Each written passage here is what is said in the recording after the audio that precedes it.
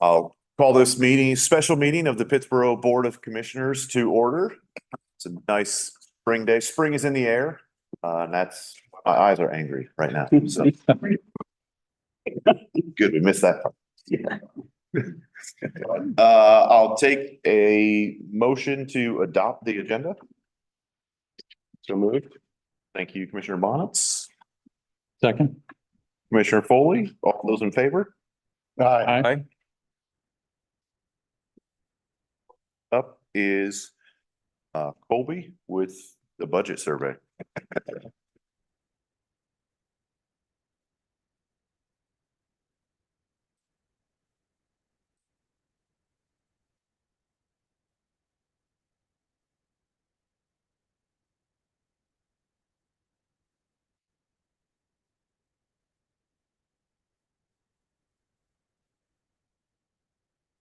Morning, good morning.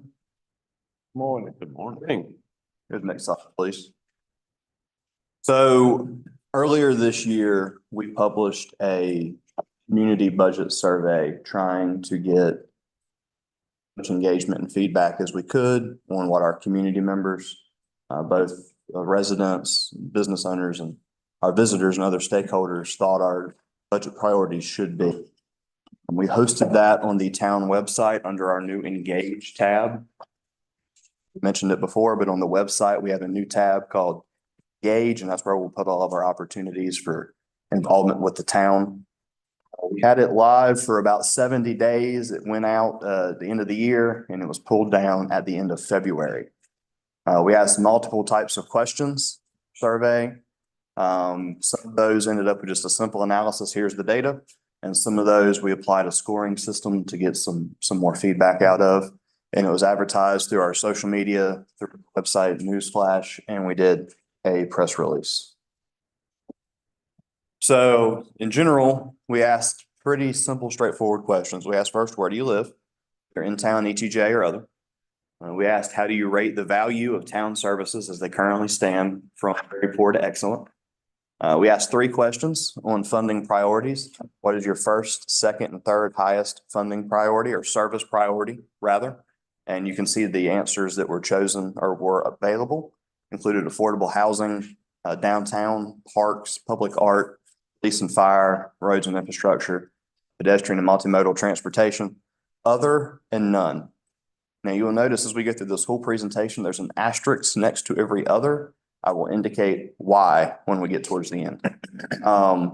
We asked where the town should invest its resources next year: art and culture, bike and ped, parks, public safety, or roadways and transit.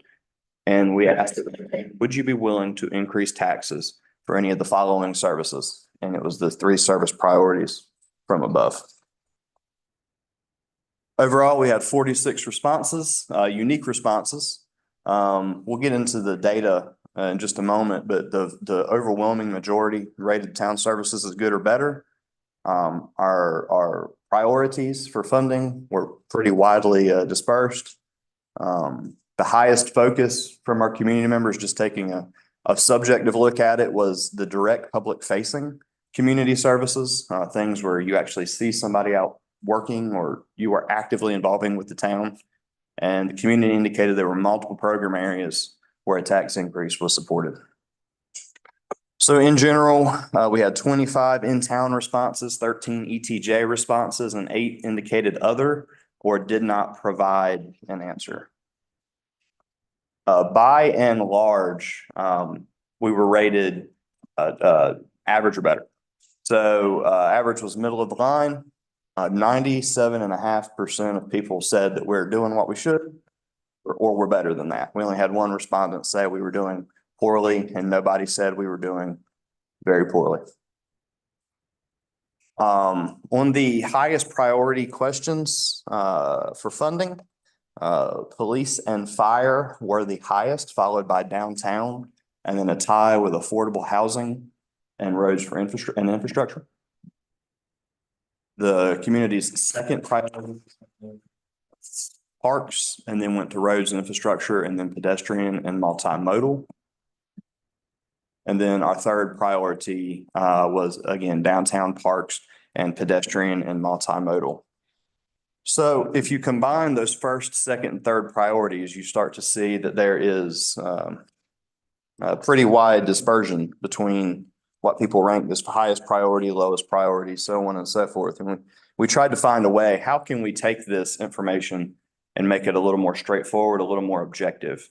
So we applied a point system. So we said if someone considered an item to be the highest priority, we'll give it 3 points. If it was the second highest priority, we will give it 2 points. And if it was the third priority, we'll give it 1 point. We multiplied them, add them all together to come up with a point-based system for what our community thought was the most important. And as you can see, downtown, police and fire, roads and infrastructure, parks, affordable housing, pedestrian multimodal were our highest, with downtown, police and fire, and roads and infrastructure being the highest overall. Good. When we asked where the town should invest its resources next year, you can see it's pretty evenly dispersed here. You do see a couple tens, like a 9, but everything was 5 or above. So this shows me at least that the community doesn't have one specific area that they're concerned with needing investment of resources on. It's more of just a general everything, which I think also ties into the fact that they rated our services as average or better. There really is no one area that they were incredibly concerned about. Then we asked community services in general, which one should we focus on in the coming budget year? Recreational programs and police and fire services were the highest. Special events right below that. Again, other, I'll go ahead and bring this up. We actually had a little bit of a error in the survey. We asked the other question if anybody chose other to indicate in a box what other was. But I did not link other to a specific question. So I had a comments for 14 others, and I can't tell you what that other was actually going to. So those comments are available for y'all's review if you want them. But I did not include them other than the fact that 5 people did say other. And then customer service down there, 2 at the bottom. Again, that tells me we're doing a good job with customer service. We don't need to focus on improving that much more. Final question was, for which of the following items are you willing to increase taxes? Other was 2. Again, there's my sidebar with other. Sidewalks and greenways, none. If you chose none, you didn't choose any of the other ones. Public art, police and fire, downtown, affordable housing, roads, PED, multimodal, and parks. 87% of our respondents indicated that they would be willing to raise taxes for at least one of those areas. 13% of them chose none. And then this was multiple choice. So you could choose all, you could choose just a couple, you could choose none. But again, we see that affordable housing, roads and infrastructure, PED, multimodal, and parks were our highest categories where people were willing to raise taxes. That is my last slide. If you have any questions, I'm happy to answer those now. I have a question, Colby, and regarding the number of responses. Do you have any suggestions on how we can improve the total number? Yeah, absolutely. So I think we can, next year when we do this, push messaging a little bit harder. This was also the first year we did it because I've had quite a few people, including our PBA 101 participants and some other members in the community indicate that they hadn't seen the press release, they hadn't seen it on Facebook. However, they would be looking forward to doing it next year. So I think for a first year of doing it, about a 1% response rate was better than I'd hoped for, actually. Okay. But hopefully we can improve that next year. Thank you. Can you tell what area or what community most of the responses came from? We did not ask addresses. We just asked, did you live in town or ETJ or other? Okay. Just one comment. Why would we have anybody take the survey that's not in the town or in the ETJ? So the theory behind it was we do have people from outside the ETJ who come to eat and play and recreate in Pittsboro. So we wanted to hear from them as well on what they thought was important in the town. Yeah.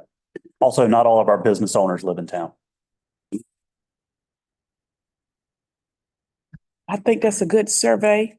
But I'm like, Commissioner Foley, we could get more people. That would be great, but I think it was a good idea to do it. Yeah, we really appreciate Colby helping amplify it. And as far as the even distribution of the scoring, I think is a classic kind of response for a growing. We're obviously growing in multiple ways. So I think that's reflective of that even distribution there. We have needs in multiple areas. So. Yeah, and I think it also falls back to our original comment of going back to rating services. 98% of people said we were doing what we should or better, how we should or better. So, you would expect to see no real focus area either with those kind of responses. That's a good sign. I was blown away by that. That's Rare.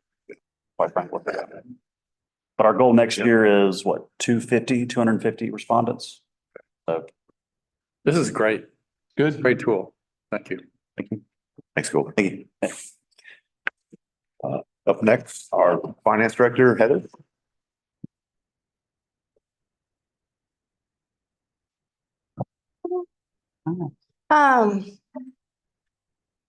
Okay. Wait a minute. So budget, year 24-25.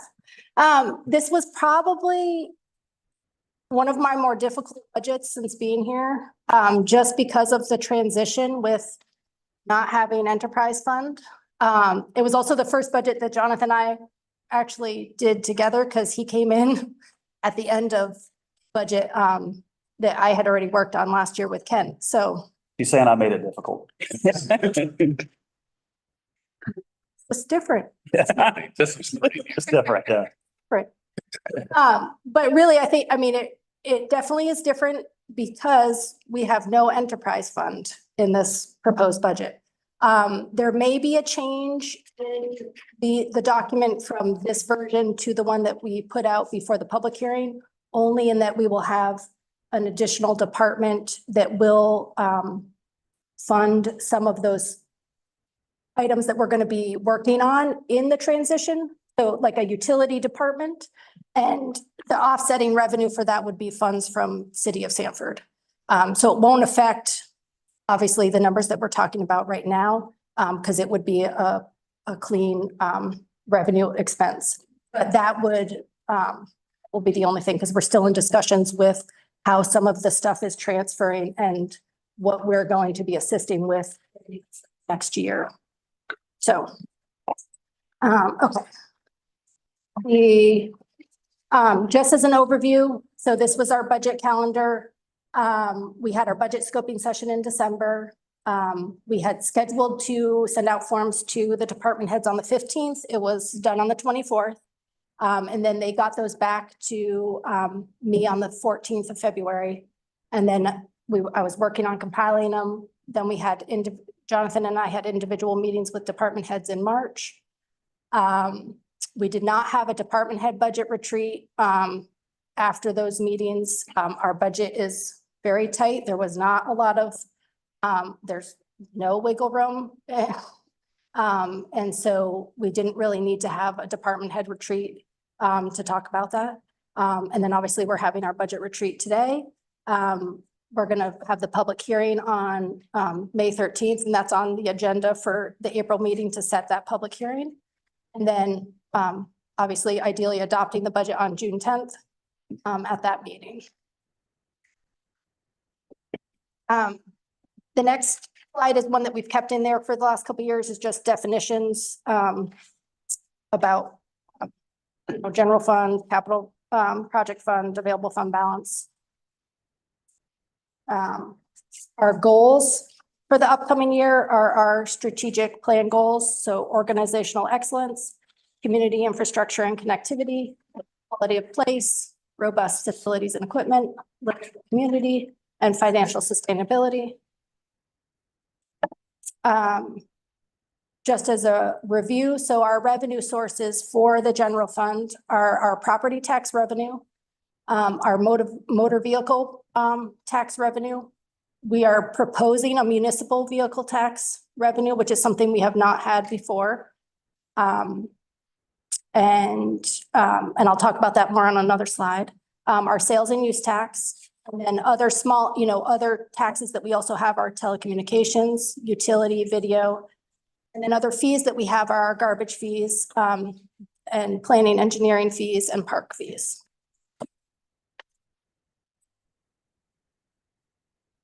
So our assumptions for this fiscal year is again a 98.5 collection rate. That is actually below that's a conservative estimate for what we actually collect. 1 penny with the new updates of property value and what has been annexed into the town. So 1 penny is now $119,022. I have another slide that shows you the increases year over year. And then just as a reminder, projects that we have programmed in the current fiscal year, those are extending into the upcoming fiscal year. I do not put them in this budget. I have a budget amendment in July to bring those forward into the new budget. So again, very similar economic trends to sort of what we've been dealing with in the current fiscal year. Costs go up. Our sales tax revenue increasing year over year, and we are doing a lot better than a lot of other towns because of the growth that we have. Recruiting and retaining staff is more and more expensive. Our retirement expense is increasing. That is a mandate from the state. We don't have control over that percentage. So that's how much we are required to put into the retirement accounts for our employees.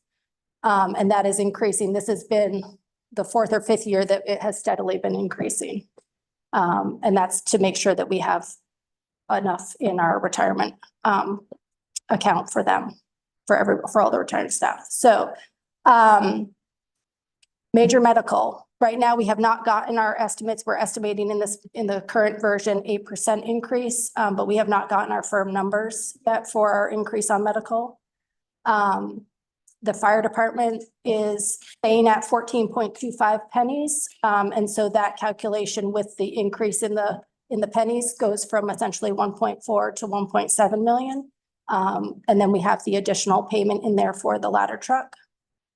We are estimating, we have in the budget a 5.3% cost of living increase for board and staff.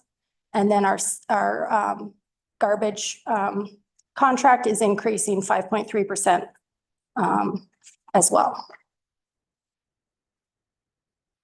So this shows our property tax rate. So the last fiscal year, we rounded it up, but then we haven't had any other increases since fiscal year 14-15. And then the next slide shows the increase in the value of the penny. And so in some of these years, it's due to reevaluations and then along with the growth in the town. And then this year, there hasn't been a reevaluation. It's just the growth in the town. So we have gone from what we were estimating this current fiscal year at 96, just over 96,000 up to just over 19. And next year, fiscal year 25 will be a reevaluation year. So. Okay, so this is the municipal vehicle tax that we are proposing and that we have reflected in the budget as a revenue. This is statute that relates to the max that we can charge is $30 vehicle. That amount per vehicle in town residents. We can allocate $5 of that $30 to general purpose. You can allocate not more than $5 to public transportation. We can't do that this current fiscal year only because we don't have a public transportation that currently fits that definition. but then we can allocate the remaining $25 to public streets.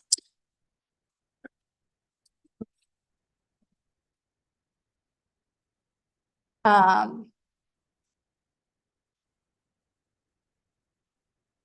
last slide. So if you have questions about this, please let me know. So for the municipal vehicle tax, posing 30. Yep. But we just can't use it for public transportation. Currently, right. Right. Yes, for this year. So we're proposing 30. We would allocate it, that 5 would be eventually allocated to general purpose, covering administration, something like that. And then the $25 would be allocated to public streets. Okay. And that, and then we can use Powell bill funds to pay some of the salaries for our public works. So instead of using Powell bill funds for some of the street stuff, we can use this. And then in future years, we can allocate even more money to streets and sidewalks. Yeah, we do want to stress that being that this year was so tight, that this year, the Powell bill funding would go towards salaries, but in future years, all of that would shift into sidewalks and street repair and maintenance. And then we pay those salaries just simply out of property tax.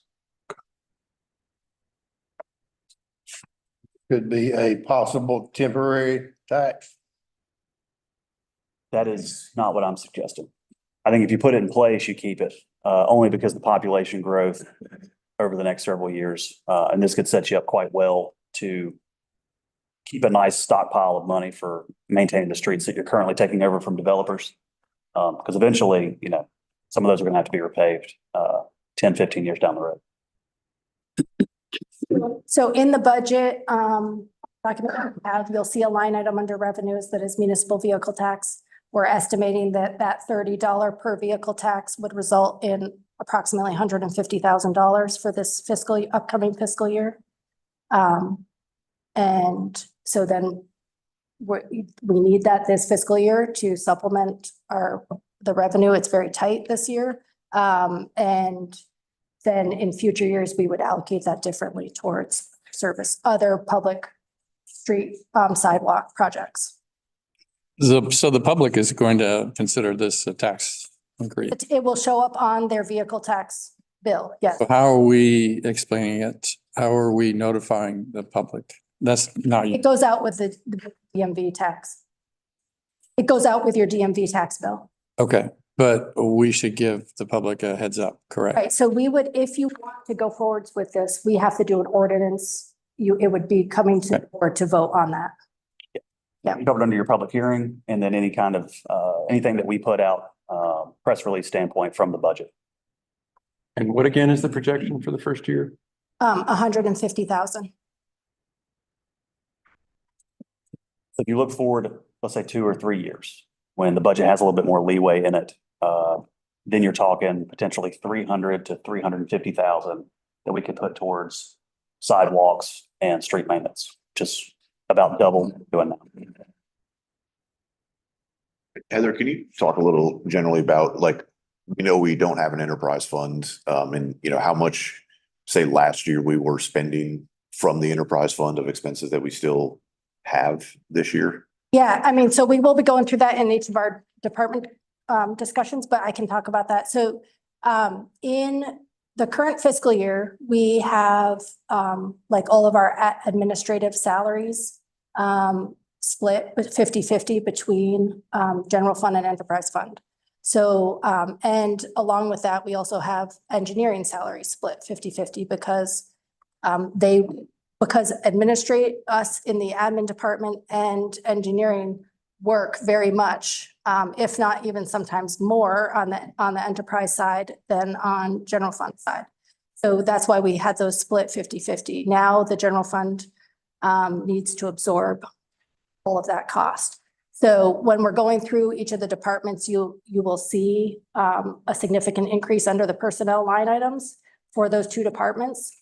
And that is because now we are having to absorb all of those salaries and benefits under that, under the general fund side. Can you explain why the enterprise fund is getting smaller for the public? Well, that, it's not getting smaller, it's transferring to the. Well, that's what I mean. Yeah, can you explain that to the public, please, so that, Right, so because of the merger with the city of Sanford, the enterprise fund is transferring to the city of Sanford. right, so we don't have that revenue coming in. It's going to Sanford, correct?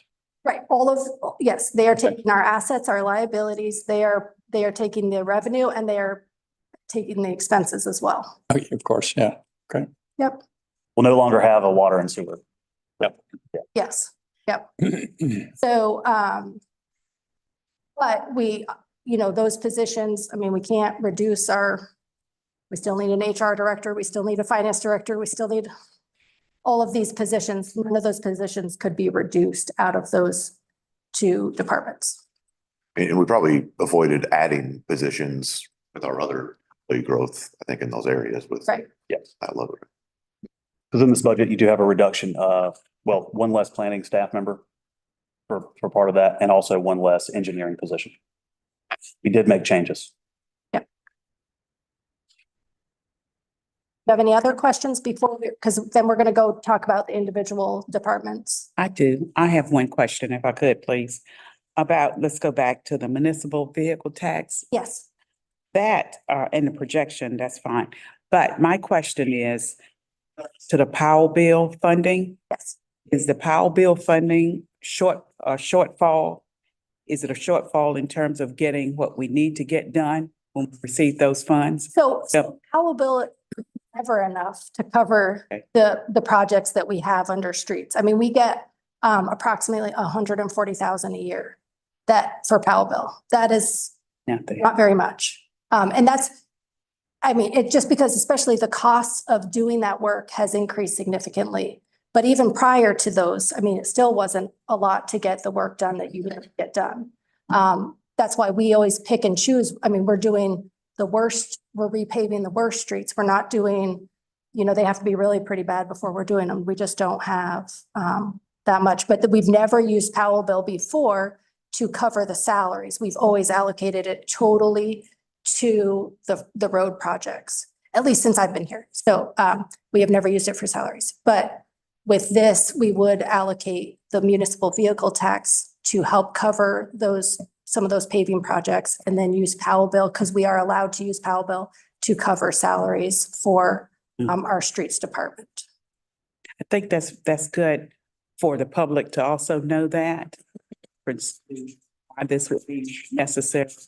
And basically, we all know that, of course, the Powell bill funds are not enough to actually repair as many streets but that would be good when when Yeah, well, I mean, if we vote for this and do the public announcement regarding that. and that would be at the next, at the May meeting is when we would have this on the agenda. Because we would have to do an ordinance amendment that is separate from the budget. But it is important. I mean, like the contract that we did this year for paving, was approximately 91,000. And that did not, I don't know how many linear feet that did, but it's not that much. Yeah, we did the most we did was the Salisbury probably repaving, and we did a couple of other short overlays. So, but it does not get, when you think about the whole town, it does not cover that much. Okay, thank you. Yep, you're welcome. Any other questions? I would say some other good examples to look at would be like Powell Place and Chatham Forest. So those subdivisions are starting to come of age when a lot of those roads are going to need to be replaced. And you're probably looking at millions of dollars in liability that haven't really been budgeted for or planned for. And so we will have that same situation with the new subdivisions that are currently coming online, except it'll be 15, 20 years from now. So starting now to kind of plan on how we can replace those assets, I think is key. Good. Thank you. Yes, ma'am. Thank you. Up next, we'll start the departmental reviews with Chief Griffin. Good morning, all. Good morning. I got several things to try to cover, and maybe I can answer your questions as Heather pointed out about the increase, we had a lot of growth that seen before in the fire service. So that come out from what, at the 14.25, that was $323,176. Keeping that at the same rate that we have now. So with that, we're going to use all our increases from a little bit from the county into town, to make our fire department more. We want people to come work for us. Right now, we have 5 positions open. I know police, fire, and EMS are down on staffing. For some reason, folks just don't want to be policemen, firemen, and EMS as much as they used to be. So just to give you a few ideas of the fire departments near to us, what they are paying them. Apex, right down the road, they start their firefighters out at $52,457. If you are a driver for Apex, $63,000. Cary is one that we compete. It's tough to compete with. Cary they hire people, 0 experience. They start them out at $50,814. Our people that we hire, by their EMTs, their firefighters too, hazmat, and we're at 46.5 right now. North Chatham right down the road, they are paying firefighters with no EMT $45,000. If you do have your EMT and firefighters, $52,000. If you're a driver, $56,000. So we're competing with a lot of people around us, making it tough for us. So on our expenditures this year, where we've gone up, we've went up in the paid personnel, we've gone up 13%. In our vehicle maintenance, we have went up 100%, and gas, oil, and tires around 17%. So we have one truck, the 2004 engine 3, spent close to $40,000 on that truck since July 1st of 23 to yesterday when we got a bill back. So we had no choice but to update the pricing. So our plan is, with our benefit package increase, we're going to start our new starting salary at $52,500. That's increase $6,000 total. That is $204,000. We were with Edward Jones, and the rule has just changed with them. In January the 1st, we could only do 3% for IRA for retirement. That has changed, and now we can do up to 6%. Well, our guys can put 3%, and they can put 3%. If we go to 6% and they do their 3%, so they can get up to 9%, which will be a big increase for them, which will be good. We have looked at the town's benefit package and at the county, so we pretty much have tried to mirror the county into town. Now we have a dental plan. We have a dental plan now, but we pay for it ourselves if we have that. And our vision plan. And we have added that, and that was a total of $18,000. We have been talking about, and Jay has helped us with this, longevity pay. We've never started that. We're going to try to do that this year if everything is passed with you in the county. That'll be a first hit of $10,000. Our uniform allotment is $300. Hard to buy a pair of boots for $300 anymore for the fire service. So we're going to go up to $500 on that. We have 8 holidays. We're going to increase that up to 12 per year, which we're following. We haven't determined exactly which ones we are going to do yet. And we have a life insurance policy now for $50,000 to go through BFIS. And we're going to add another 50,000 to that, which would be a total of $100,000. If unfortunately something happens to us while we're working. And that's where our money will go this year, if y'all will pass this. Okay. Any questions? I'll be glad to try to answer them. If I don't know them, I'll get them back to you. Thank you. Can you say what you're proposing for an increase in? 13% total in paid personnel. So just for the increase with town was $323,000. And you say you're having trouble staffing because of competitive municipalities around. And it's not just us. I mean, everybody is raising salaries just to try to get them. My deputy chief, we both have worked at CCCC as Fire Academy. Back, 5, 6, 7 years ago when we were working there, and we was getting 20, 25 recruits come in and taking the Fire Academy class. And this past one was 10 people. So it's dropping all around. So we feel like it's all the money. I spoke with Kent and Jonathan about as we move forward with stations, which we know we need north and south. And we pretty much know that when we start the first station north, that we'll definitely have to run our own fire academy and pay these guys and, train them. One station, if we build one up north for a ladder truck and engine, we're looking at 24 more employees just to staff that station.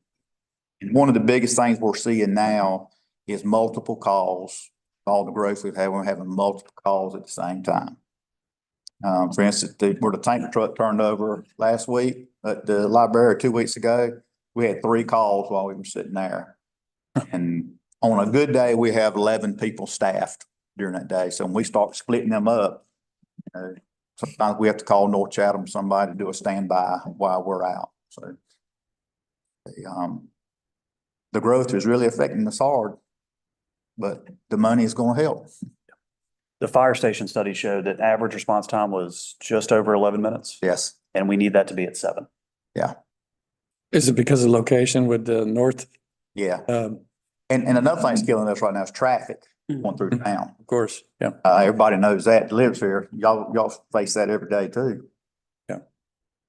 And even though there is an increase in the overall budget, I think it's important to note that I always look at the value of the properties in town and in the county. And so right now, 44% of the value in in their district is in town and their budget. And the town would be providing 44.5% of their budget. So we're right on line where we should be. And it used to be years ago, it used to be 80-20 the county was paying, and it just keeps raising to now, like you said, now it's now 44%. So Response time is alarming. yes, it is. This is a long time. We had a study done, a survey done of our whole district, and Kent and Jonathan have a copy of that. And there are some things that Pittsburgh needs to work on. The communication center needs to work on, and then some of it, the location that's what they're working on now to build stations. If one of the studies showed that if our goal or the town's goal or the county's goal to get everybody in the Circle City in the fire district within 5 minutes, 5 to 7, we'd have to have 9 more fire stations. Okay. I hope I'm no part of that. That's where we are. Chief Griffin, let me ask you one quick question. Yes, ma'am. Tell me a little about where are you all, your location of the calls? Are most of the calls within the city limits? Or are they? Right now we're seeing about 6% in the town. Off Thompson Street, Vine and Wendover, all the new people, they have been running lots of medical calls and fire alarms there. the fire alarms most of the time or nothing to it, but we still have to respond and we are having a lot of medical calls up there. You said 60%? Yes. Oh, It floats, like last year, it run about 50-50. Mhm. Sort of. But this is a rotten name. We've had the influx. We're probably from January to now, July to now, we're probably up 150, 200 calls over last year. So at 60% of the calls, 44% of the budget, we're getting a pretty good deal. I think so. Thank you, Jonathan. That's nice. Didn't raise taxes. That's new money. Trying to help the chief out a little bit. Yes, sir. Please let us know what we can do in the neighborhoods through HOAs or neighborhood associations to reduce those fire alarm calls that may be attributable to common errors. Well, in the residential, there's really not a lot we can do. We can just complain to the homeowner that he needs to do something. Now, any of the commercial stuff, after 2 or 3 calls, we'll contact the fire marshal. And he goes and sees them and, you know, you have to get it done. The apartments, at the Mosaic, we have run a lot over there. They seem to have that under control now. Now Northwood Landing, we went over there one day this week and put the key in. They get ready to move in over there. So when it goes online, you know, till they get the bugs worked out, I'm sure we'll be going over there. And the bad thing about that, when we have a commercial building, all 3 fire stations, we have to respond because we just don't have enough people, and that leaves. So if we go south to Asbury for a structure fire, then the town is open, and that's when we have to call North Chatham to move up and stand by for us while we're out there. Mhm. Okay. And we do the same for them. Got another question, Chief. Yes. Can you talk about how your staff would benefit from workforce housing? For what now? Workforce housing, attracting staff from outside the county to live here and work here. I can't answer that question. Okay. I don't know. No, most of the guys that, you know, if we do our own academy, these guys or men or women or whatever, you know, they'll be 18, 20 years old, and, you know, they could be established at home, or, we have several that work for us in Siler City. We have some from Lee County. So it's really hard to say. Okay. And Chief, I have just one more question. Yes, ma'am. You are proposing increasing the salary to how much? $52,500. Yeah, I thought that's. We, Carrie's already, you know, Mhm. that will be trained people coming in. Carrie can do that for 53,000, you know, with off the street. So I don't think we'll ever be able to compete with that. But as we grow, we know we'll have to keep increasing to keep our people. Yes. We got some good folks that could leave right now, go to Cary and make $5,000, $6,000, $8,000, but they like working for us, so our best to keep them. All right. Thank you. Thank you, Chief. Yes. See ya. Bye. Unless you need me to stay. Sorry about that. I don't smell smoke. Up next is police, Jonathan. Yes, sir. So if you want to turn to your manager's recommended budget, it's page 36. Little bit out of order, just because that way we're knocking out a couple where staff are here, so then that way they can get out of here and get back to work. So you'll see there, increase of 15%. Starting is about 52, and this budget will get that to 55. That's very important, just as Chief Fire mentioned. A lot of folks around us are paying more than we are. Right now, our top competitor in terms of police pay is Sanford at 62,000. We're not quite there yet, but this does get us competitive with neighbors to the east. Can I stop for just a second? I just want to follow the math. So 50 to 55 is 10%, and the other, right? Right now, starting is we're around 52. Yep. 52.3, and you're going to 50, That'll go to 55.1. 55.1. Yep. That's mainly due to the COLA increase, the 0.3%. But the chief and I worked pretty hard last year in getting some educational incentives and also providing some increases for years of service. There's also a pay study implementation in this budget for, I want to say 27,000 and some change. And that'll look at some of our staff that have been around for a while. Keep them. How did the BLET, didn't we have a program to where we were starting? Yeah, and it's working good. Yeah, we had 4 applicants. They are all in BLET as we speak. They're all doing well, and they're all in this budget, in your recommended budget. And some of those would come out, making the starting standard pay, which is now be 55. And then some will start a little higher because they've like military experience or educational experience. So other than that, mentioned the budget or the pay study implementation, 27,000. There's 25,000 in this budget for building improvements. So the chief can continue to work on upfitting their new building. There's 4 hybrid SUVs to be financed. We have not financed vehicles in the past, but again, due to the tightness of this budget, there is some vehicle financing, equipment financing, and that's the high points. There's not a whole lot to talk about. Everything's pretty flat from the year prior.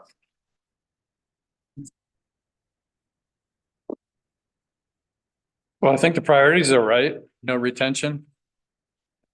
Salaries. Yep. The last thing I'll mention, there was an increase in contracted services, and that's due to the flock cameras. Due to what? The flock cameras. Other than that, Shorty's pretty much got what he had last year. Am I missing something? People? You're flat. Yep. Your same number. Yep. In the proposed budget. Yep.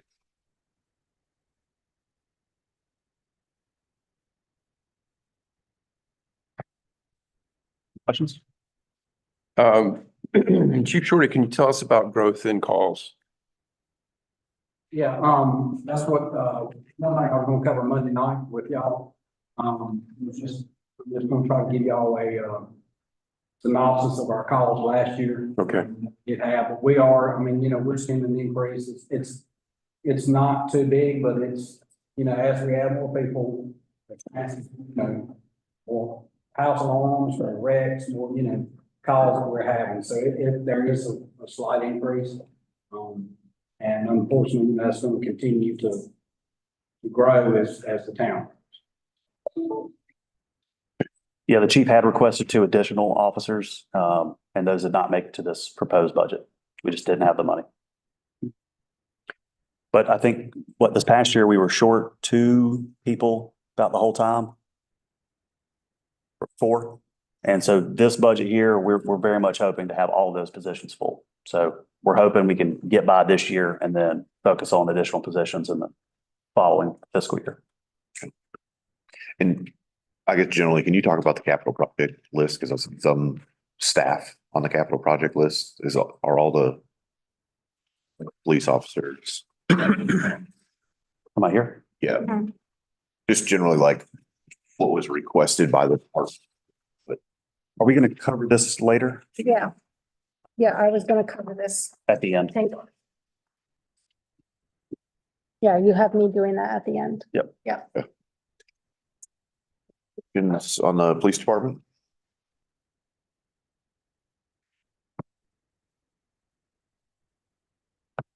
Parks and Recreation? Yes, sir. If you would turn to page 3.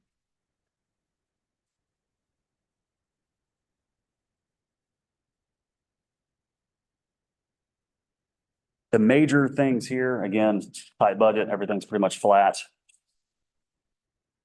You've got a new custodian position. We are going to try to move away from contracted cleaning services and hire a custodian. This is going to be necessary because you're going to have more parks brought on or more park bathrooms brought on. This person would also cover our current buildings, fire department, or police department, town hall, et cetera. And 30,000 to improve the driveways at Rock Ridge and Mary Hayes. Pretty much covers the increases or the total budget increase. Now, a lot of the projects that are in this budget year, not all of those will be finished. And as Heather mentioned earlier, that money, we'll do a budget amendment. That money will be moved over into capital funds, and then we'll continue to work on those in the next fiscal year if they're not completed. Where will I find that on our printed materials? Recreation, page 43. Thank you.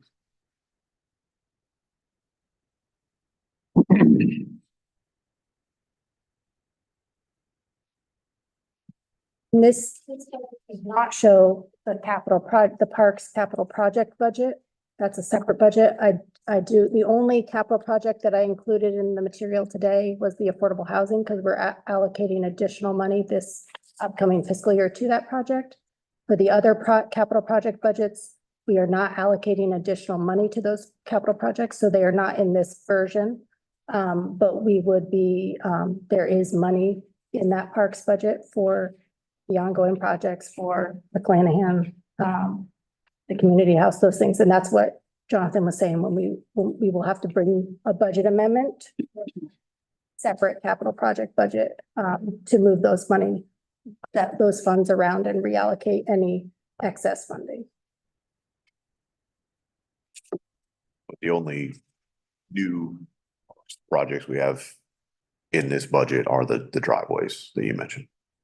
Just what, Driveways. Driveways, driveway repair at Rock Ridge and Barber Homes. and I'm gonna ask, 46, what line item is that on here? Is that contract services or? It's building grounds. Yep. Building and grounds maintenance. Yes, sir.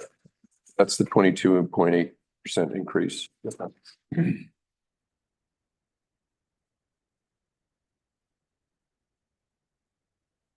But our hope is the savings that we'll have from the capital projects that you allocated for this fiscal year, the savings from that we can carry over to next year to complete several of these smaller projects that we'd like to get done.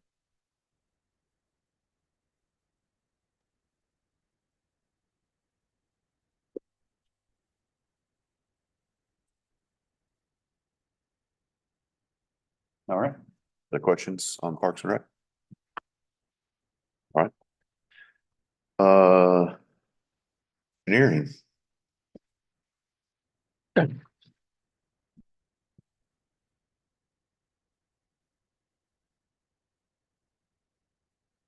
Okay, good morning again.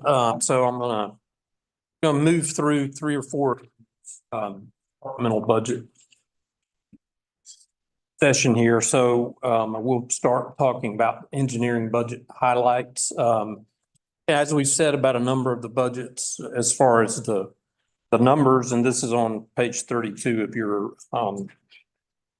account sheet handout, but the numbers are pretty much baseline for engineering department, both major activities or personnel. So we're continuing our basic engineering services. One highlight, we are adding back in third-party engineering services, primarily for development reviews, as we're anticipating increase in development activity at particularly at Chatham Park, and with a number of new subdivisions that have gone through rezoning process in the past several months. We'll be moving into construction review. So we're anticipating that workload through a third-party contract that we are working on currently. So we do the inspections for water and sewer.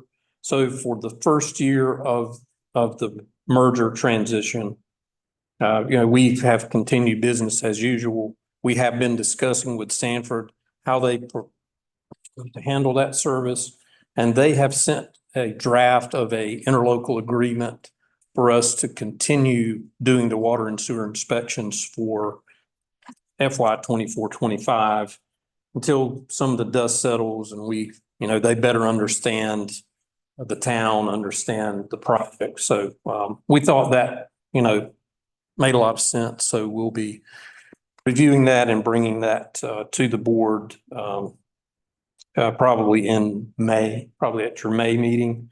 We are continuing to try to strengthen our specs. I mean, we're proud of the enhancements we've made to the specs in the last couple of years. We're trying to continue to strengthen the specs, continue to strengthen our inspections in the field. For example, in the past year, we've had one of our inspectors to become certified through NCDOT to do sampling and testing of concrete. So how that's important, when we built sidewalk on Chatham Business Drive, we paid NCDOT about $25,000 for their technician to do the sampling and testing.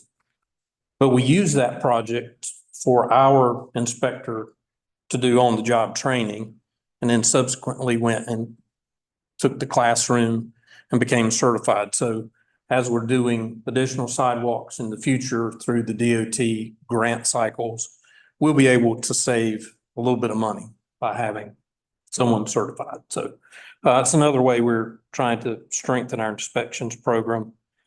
And then, we will, as many departments, we'll be studying recruitment challenges, because we hired an engineering position during this fiscal year, but we have been challenged to get a volume of qualified applicants. So we'll be continuing to review that and study how we can attract more qualified applicants.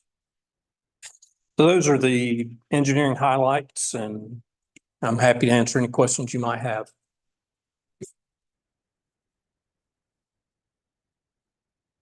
Can you, Mr. Jackson, can you explain the salaries increase? Is that the one hire that you had? That Item 51020, the salaries went up 87.5%. I believe, and Heather can chime in on this, I believe that is part of the, That's related. So the engineering department was the other department aside from admin that we had split previously between in the current. Oh, okay. I understand. Between general fund and enterprise. Okay.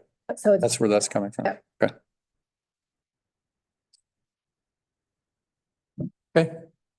Hearing none, we'll move into, a number of departments have had great years. I think Public Works, has had a standout year.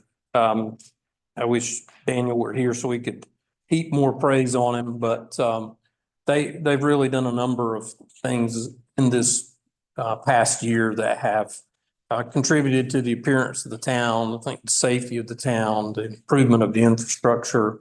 One of those things to highlight here is the work that they have done out at Dine Street to the facility, making that facility more accessible, more visible, safer, more usable. These images here, reflect that. And the image there on the right is the pad being prepped for the new building that will, soon be erected there on the site that you recently approved, funding for. So, there's just some great things going on with Public Works. So move ahead, Colby. One of those things you have likely noticed, one location for this is at Hillsborough and Lindsay Street, where the old street sign blades have been replaced with this new standard that Public Works designed in this past year. That's been very positive. We have added, or it may be actually on Monday night, we're adding this to our specs to make this, the standard going forward for not only for change outs, but for new development as well. And that is, one of the things that we will be Public Works will be continuing into, this new budget year is change outs, street signs that are damaged or faded. Move ahead, Coleman.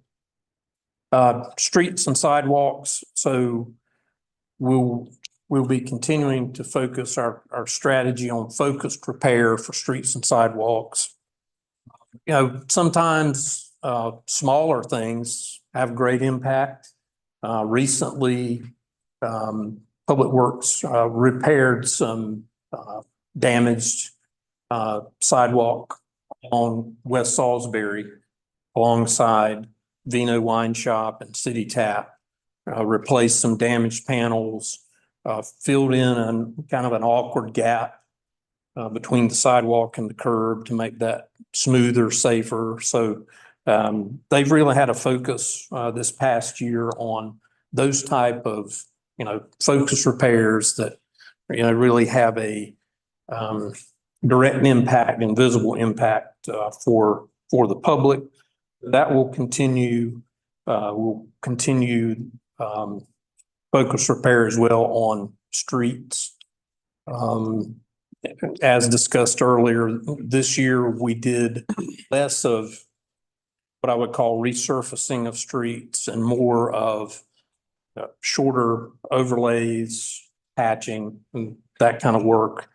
You know, one just recently that turned out really great was Park and Oakwood. That intersection had been needing TLC for quite a while. So Public Works did a nice job there with their contractors fixing that up. Had numerous people comment on that intersection too. Yeah, sure have. Good.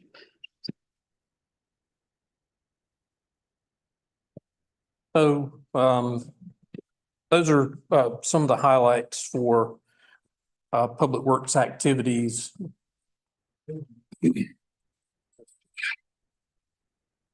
So we also want to focus on the personnel in Public Works, as has been discussed with other departments. I can say for Public Works, there is planning going on for a growing department. There were a number of proposals that reflect that in their budget proposal for this fiscal year. With the overall budget challenges with the enterprise fund transition, we were not able to do as many of those, but nonetheless, the thoughtful planning is there and was reflected in their budget proposal. There is funds budgeted in the proposal that you have to make salary adjustments for a more livable wage for Public Works employees who tend to be some of the lower paid employees, aiming to get to at least $22.66 per hour. Another proposal that has come forward is a potential update to the vehicle use policy. With that, we are considering expanding the ability for Public Works staff to use their town vehicle for commuting. We did an initial survey with the staff, got very positive responses on that.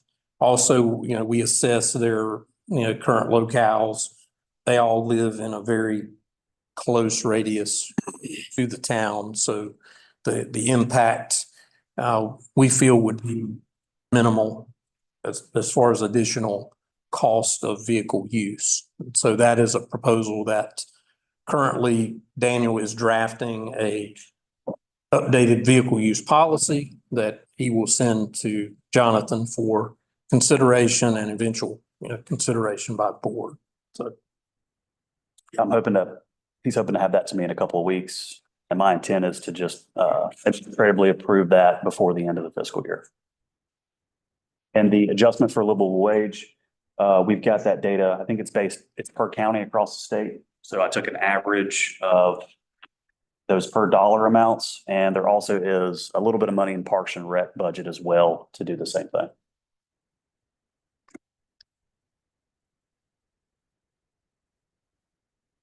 I have a question in reference to the proposal of taking driving the vehicles home.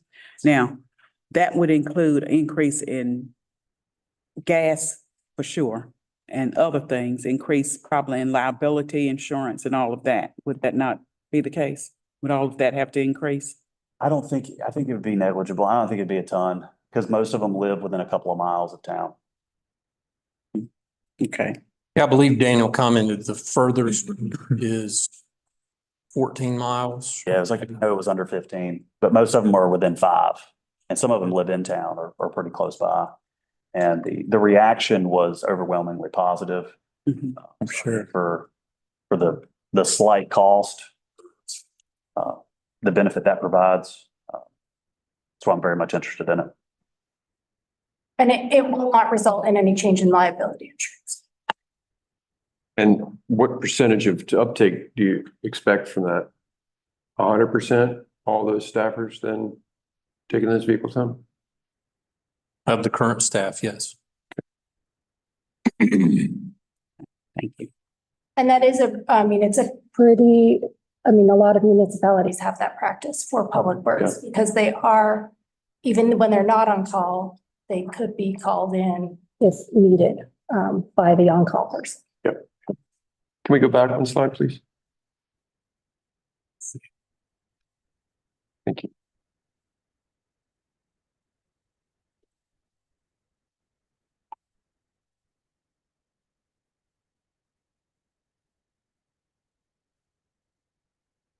By chance, with the new building at Diane Street, saw concrete being poured. Did conduit go in for eventual use in charging vehicles?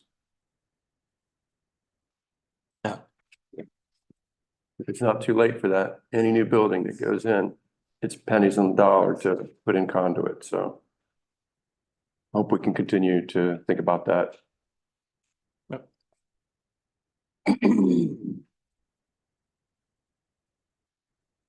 Yeah, we'll certainly take that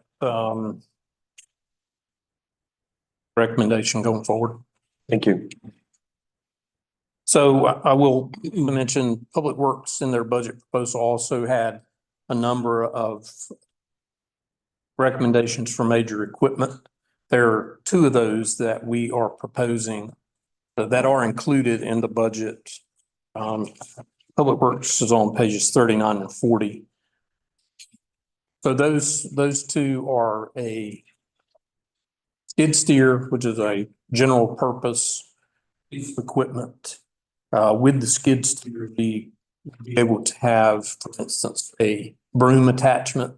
So if there are, more urgent responses for you occasionally where there'll be a larger spill of some stone or rocks around the circle, something like that. So with the skid steer and a broom attachment, be able to do a lot of general things.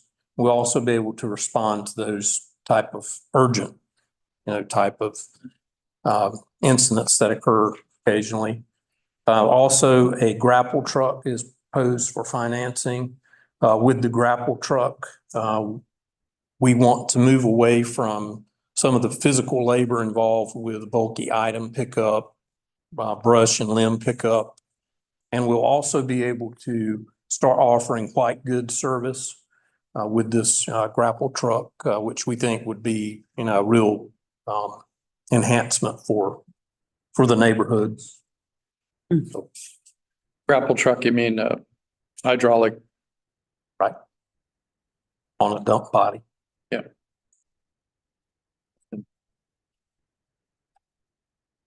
We're also working in this current budget to do a few adjustments to vehicles that they have. It's like we don't have a dump truck. So we don't have anything that we can carry, rock and concrete and those types of things. So we actually, I think, already got the PO. We'll do it later today, yeah. Yeah. To pull a standard box truck bed off of a truck that we have and put a dump bed on it, so then we can get more use out of it. Mhm. And that'll help us as we move forward with, We don't have a dump truck. We do. I thought so. a dump truck body. Oh, no, but we use, Oh, you said body. I thought you said dump truck. Yeah, we have a box truck That you could put hay and a little bit of dirt, but you don't want to put a bunch of rock in something like that. But we do not have a truck with a dump bed, like a dump truck body on it. Like something you could dump a bunch of concrete in and not worry about damaging the bed. That's at least my understanding of it. I was surprised too. Like I thought we did have a single axle dump truck. I think it's got a dump body on it. It has a body and I'm not sure if it has the hydraulics. Man, okay. Wow. Yeah, That's surprise to me. same. Yeah.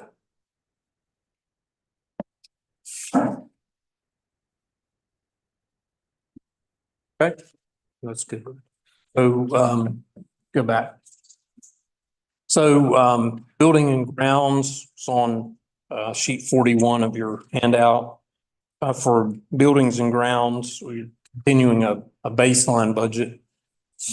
The additions, that you will see in expenditures have to do with, office space lease.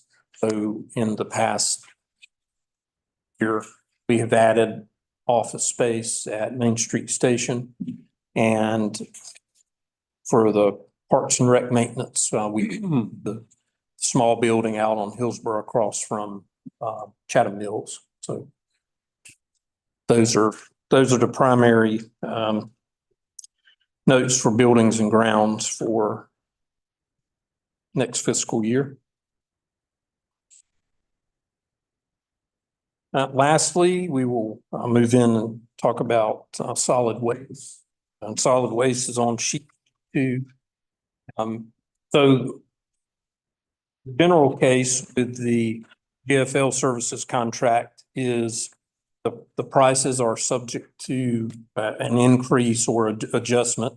Suppose it could be a decrease, but an adjustment based on the Bureau of Labor Statistics CPI for the past 12 months. For the coming year, that is a 5.3% increase. And so that is reflected in the modified rates. We did ask GFL for a proposal based on sticking with the current 65-gallon yard container for recycling and a proposal for a 95-gallon recycle container. So for the 65-gallon, the new rate be $17.29 for residential. For the 95-gallon, it will be $18.20. No change in the service schedule. It would remain with the every other week collection schedule for recycling. Another. Sorry, is that per month or per year? That's per month. That's the month. It's Per residential household. But just to be clear, that's what GFL charges us. The charge that we have as a fee on our fee schedule is slightly higher than that to accommodate for our staff time, delivering cards, picking up cards, doing the bulk stuff that we do and everything like that. And that rate is inclusive of the garbage and recycling. Yeah, yeah. I've just highlighted the recycling because of the change, or the potential change. And that includes the 5% increase. Yes. Yes, that's the new, yes. Because the change from the small recycling can to the large recycling can was what, only like $1 and something a year total, right? Yeah. Mhm. less than $1.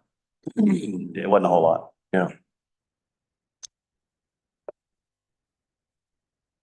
So some other highlights with the GFL, with the move away from a enterprise fund that introduced a challenge for the town as far as servicing commercial accounts with GFL billing and so forth. But we did discuss with them, GFL taking that on as a direct service between GFL and the commercial customer.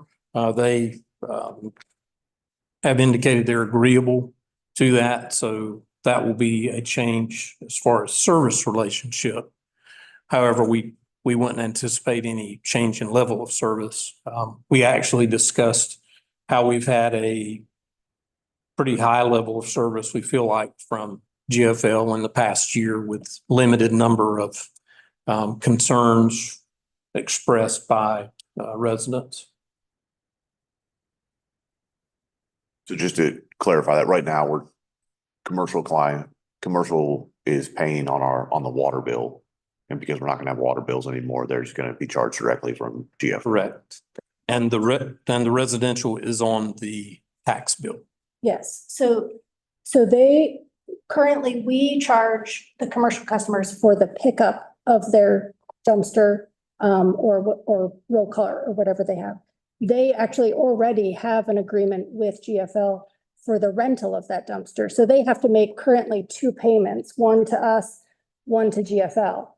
So it would make it, and sometimes they're confused, we're confused about what is. And so, so we feel like this is going to be better for the customer. And because of moving away from the water bills, we won't have to do additional bills for those. We will still need to do some additional bills because we do have some residential customers that have additional bins, and we do charge for additional bins that are above and beyond the ones that are included in your tax bill. Thank you. So there's 1 2-year extension remaining on the original GFL contract. They have expressed an interest in a 5-year extension to support the potential change out of the recycling carts, which we feel like is not unreasonable. Just be a matter of working out the terms of that new contract extension. The other item related to recycling specifically has been at least discussion over time of what is possible as far as colors are concerned. As you know, when GFL came into town, they deployed the kind of lime green recycling carts with the solid black lid. That's what, has become their standard. However, somewhat to our surprise, when we had a discussion with them recently, there is some flexibility from GFL to consider a custom color for the town. We have not delved into specifics of what the limit of color choices might be. But we were encouraged to hear that they are receptive. So our task is to determine if we want a different color choice and what that might be. Mhm. So I think the reasonable thing to do for education purposes, for public awareness, is to stick with the existing color scheme. And I believe that we have blue bins. We used to call it Pepsi Blue a long time ago. For recycling, we have blue bins. And if we go to the 95-gallon bin, then sticking with that color, that's an option. Is that what I'm hearing? Let me make sure I understand. I mean, it is definitely an option to stick with the current color scheme with the larger bin. And they have expressed that they're receptive to a custom color for the new recycle bin. But to be clear, the current color scheme is the lime green, not blue. Right. That's what they consider their current standard, is the dark gray or black garbage cart and the lime green recycle cart. That's their standard deployment.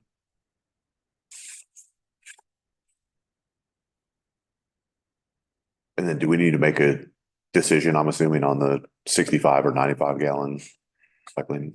Okay, because I mean, frequently I know currently mine is full now, and I frequently see, the overfilled recycling containers. So I think for $1, it's a worthwhile add to the service. And that's per year. That's what my question was, but Because most of that increase is your 5% kind of, annual increase, but the change is only like $1 per year, dollar and some change. So it seems like a no-brainer. The only real discussion point is, are we interested in a 5-year extension to do that? Wait, I thought I understood that the $18 is per month. It is. But so that whatever that increase is, what is that, 91 cents? Most of that is the 5% annual CPI index increase. Oh, okay. And then there's a little bit sprinkled on top to go from the 65 to 95. Okay. Okay. So the changing out of the bins is pretty much a no-brainer, honestly. It's just, do we want to do that and then sign an extension for 5 years? Yeah. Now, from a customer service standpoint, we're all fairly happy with GFL. Don't get a lot of complaints to get the trash emptied and the recycling emptied. They're doing a pretty good job on that. So Responsive to us from an admin side. We can get a hold of them easily. We get responses from them. and typically, if you're going to do something like this, they're also going to want to keep the commercial customers under their umbrella. But we've told them as we would be releasing the commercial customers, they will then be able to go to the free market and figure out who they want to use. So they won't. So GFL will have to actively recruit those commercial customers back into their system. So not only is it, I think it's going to be easier for our commercial folks, but it also allows them to go to the free market and see if they can't get a better deal. I think the 5 years makes sense. I mean, there's work involved, obviously, in switching out all the bins and stuff. I guess mostly for us, maybe, but. So it was my intent just to stick with the same color scheme because that's what's already out there, black and green. And it's easy to tell from the can color, which is recycling, which isn't. Well, so I'm confused because my cart is still blue. All my neighbors' carts are still blue. So from my perspective, their corporate preference for changing the color has not changed because they've not paid for a full change out of all those carts. They're replacing them as they need to with their fluorescent green color. Gotcha. Same with my neighborhood. It was never a part of any contract discussions. Yours is blue? So we never agreed to it. Yeah. And so I don't think it's accurate to say that the new standard is green. The existing standard is what's deployed already. They are trying to change that out. But yeah, I think that we can ask them to continue with blue and minimize confusion for the public. There is a yellow or bright green and blue in Powell Place. And it looks like they're transitioning. But I don't know if it's a 95 gallon or not. It's 65. 65. I think the 95 gallon is attractive. Late at night, excuse me, late at night, I'm stuffing, Monday Breaking night. down box, stomping on cereal box. Quite a traffic. And as from a customer service standpoint, I'm in favor of this. Yeah, and that is a very fair point, Commissioner Bonnet's about the existing blue carts. That was probably a nuance that, was kind of lost. Thank you. Yeah. Didn't realize it, but It's a radical departure. Over 35 years of effort educating the public on recycling, the standard has been that blue, as we see in the back of the room, or a green or a brown environmental color, so long as it stood out from the trash container. gotcha. And so their departure is a radical one. Fluorescent green is not conducive to positive continuity of education. So. I actually think what GFL was doing in reference to the color was that if anybody gets a new one, that's what they would bring out. That's right. So then they were changing on their own because I did get a new one and that's what they bought. Yeah. So I think that's why they were saying The that it's the vineyards, standard. yes. Yeah, All yellow, yeah, green. And replacements like you would see in your name. yes. Okay. So we thought it was interesting to, we asked GFL for some stats on recycling participation. So the chart shows in the black shows the tonnage of recycling for our account. And then the kind of dark green shows the cost, the monthly cost for that year. So you can see that the participation, the tonnage has remained mostly steady over this 4 fiscal year trend. The cost has had some variation, as we understand from GFL. The cost fluctuations are apparently there can be some fairly volatile changes in just recycling commodity markets. So where you see that sharp decrease in 2022 on the cost per month, that is the explanation for how that can happen. You would, if in thinking about it, you would most likely think it would continue to be proportionate, but that was the explanation from our GFL account rep.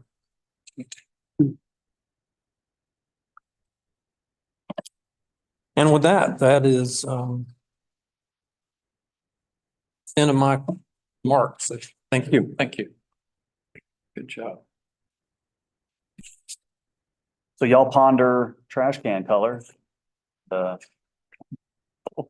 Camo. Let's know what you want to do. Well, I think one thing we need to know from GFL is if there is options and what they are. The information. we need. Yeah, when we met with him, I think he said he was pretty, like the Pepsi Blue, like he said, just let us know. He's like, if you want something extravagant, it may cost you more. Like, you know, if we were to put our logo on it, that's going to cost more, but I think if it's a standard color, probably okay. There's a picture. That would cost a lot and the budget's way too tight. We don't want to do that anyway. Flexing a little bit. That's in the right message either. Right. Yeah, that was definitely a nuance lost on us that for a long time, the town had one color and then all of a sudden the new subdivisions come in and it's a different color. So that was, yeah. Appreciate that. Planning up next. Jonathan. That is me. Page 34. Budget for planning just had a slight increase of about 20,000, really just for retirement salaries and those type things. Otherwise, again, just another line at budget.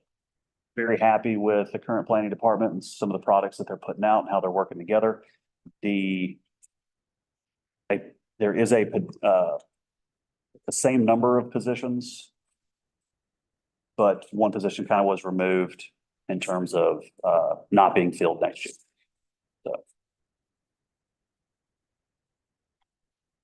that's pretty much it.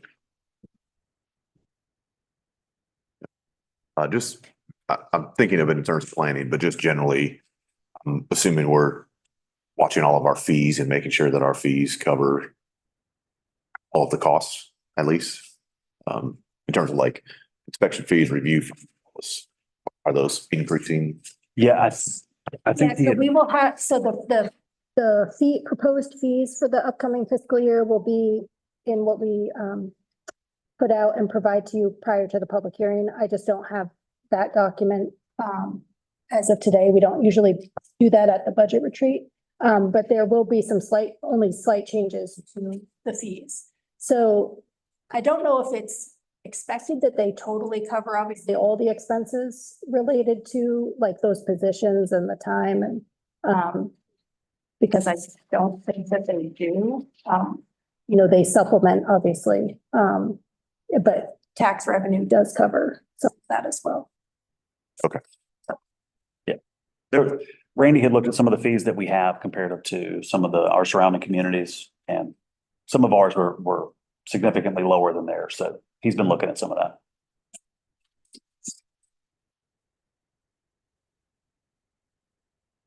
Any questions on planning?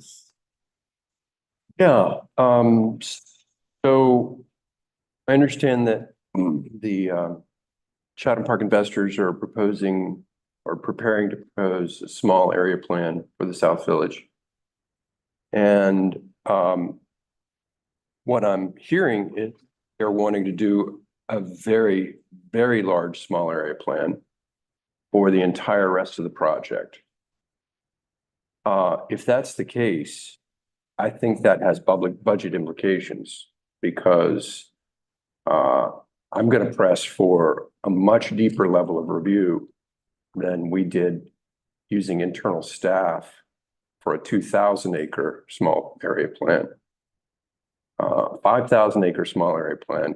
Number one, it's just incongruous with the name. And number two, I do think we need to have a much greater level of scrutiny and input, professional input on that magnitude of a plan.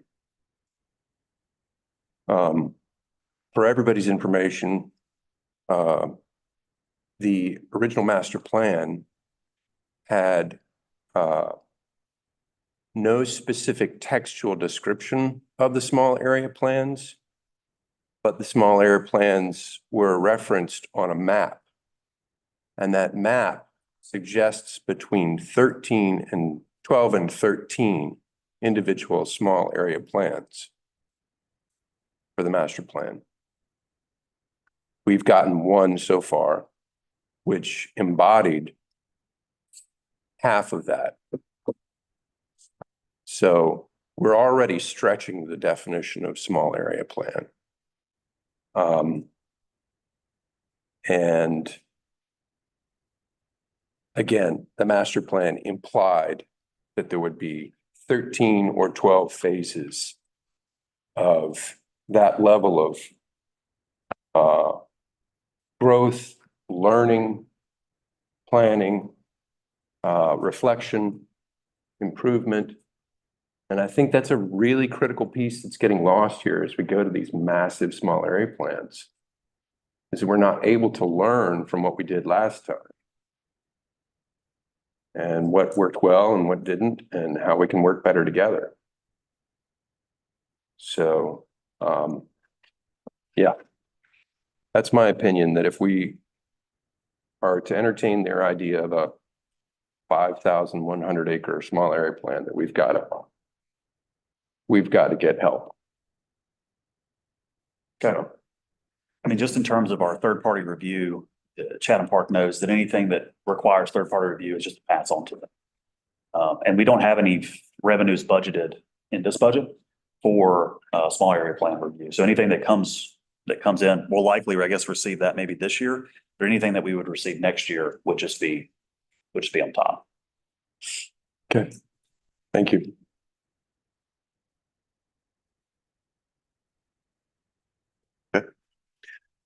Downtown? All right, downtown, page 45.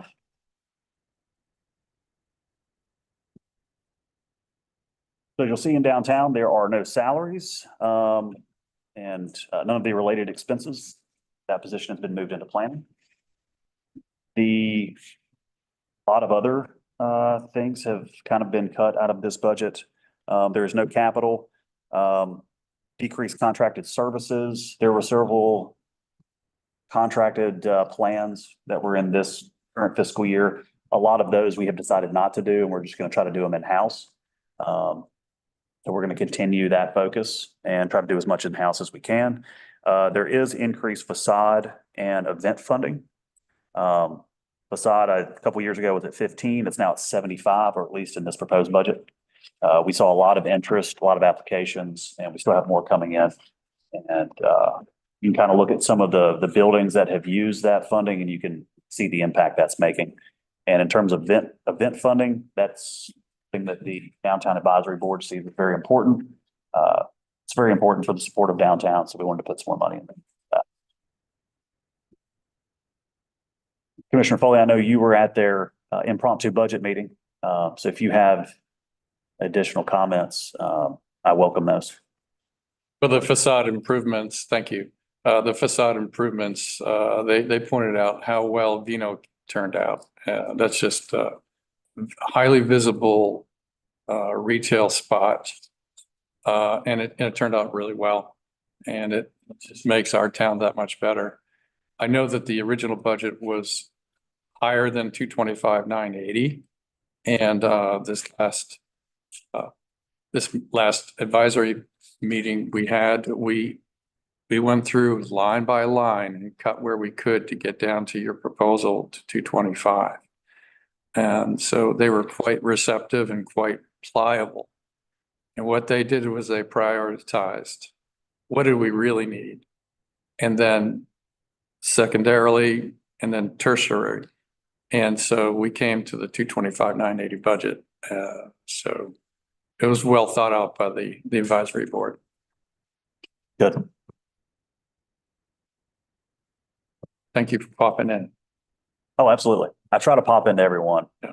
Just say hello.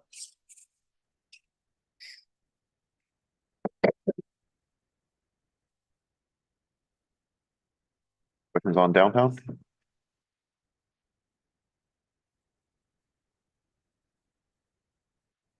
Next is, what time is? Okay. So administration is on page, Delivered pretty soon. Okay, oh, up next, administration. Sorry. administration is on page 29. So you will see, probably the most significant increase you'll see in the budget, for the personnel, and this is because of the split between, that we have in, personnel between enterprise and general fund. So, that increase is, there's no additional positions. This is solely due to, the moving of the salaries and benefits back to solely under the general fund side. And there have been a few adjustments to salaries, to some of the position salaries in the current fiscal year due to getting different certifications for different staff members. That is really the biggest change in the administrative budget, is just that line item. So, oh, and I also, one other change, I did break out, so previously I have had IT services divided up between all the departments. Sort of like on we have an amount that is our backup services, security services, and then anytime, we have to call our IT company to come and help us with something, or the moving from 635 East Street to 287 East Street. They had to do a bunch of different changes there. And so there's a cost associated with that. I used to have it broken up amongst all the departments. This budget, I thought it was going to be easier, not only for my staff in terms of coding all the invoices, but also for you to see how much we're spending on IT services, is to have that just in the admin department. So there is a line item on page 30. At the top, you'll see IT services for 75,000. I don't know exactly how it's going to change from, dropping some of the staff and locations that we have for enterprise. So that's an estimate, and that may be an overestimate. I just don't know.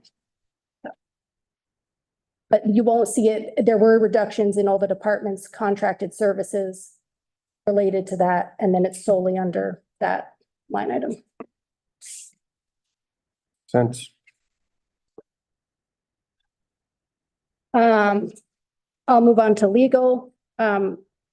Legal is a like, the only major change was just that I allocated some additional funds to legal services. That would be anything like above and beyond, what Paul Messick provides for us. And if we needed to have additional opinion on something or even additional time that is not covered by our retainer with, Paul Messick, so. Sorry, then if you go back, the board budget is on page 28. 2/8. Yep.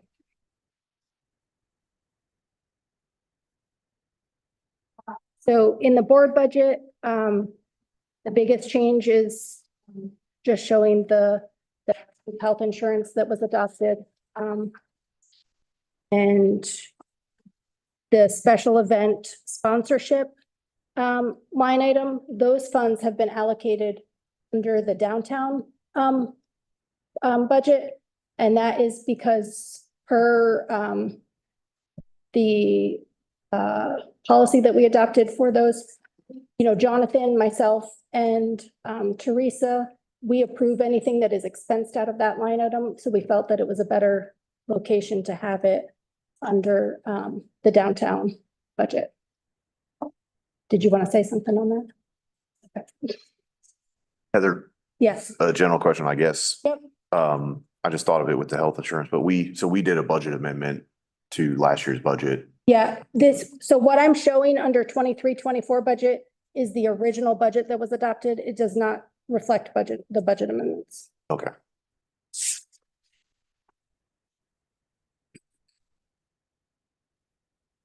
And then what comes out of contracted services under the board is our contracts for our audit, our contracts for our other services related to the audit, because we also have another company that does a GASB analysis for us. And then also our financial services platform comes out of that line item as well. Sorry, what's a Gatsby? GASB, it's our general accounting standard. Thank you. Yep.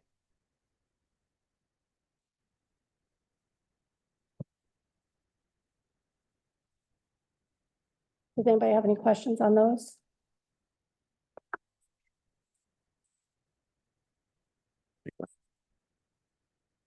Okay.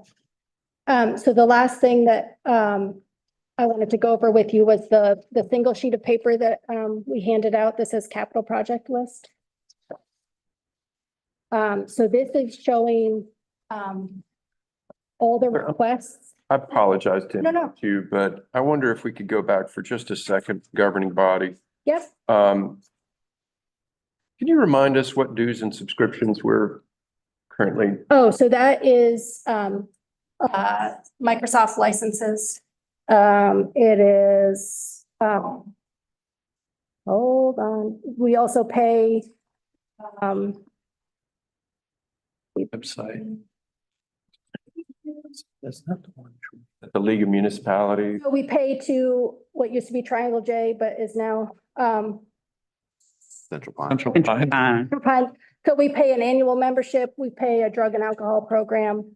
We pay yearly fee to Zoom for our meetings. We have to pay the league a fee, and then there's a small fee to UNC school government as well. I also did not fail to mention back under contracted services. I just want to reiterate that under that line item, we do have 30,000 allocated upcoming fiscal year for the Boys and Girls Club. So if everybody's in agreement with that, I just wanted to let you know that that is still in the budget. So. Thank you.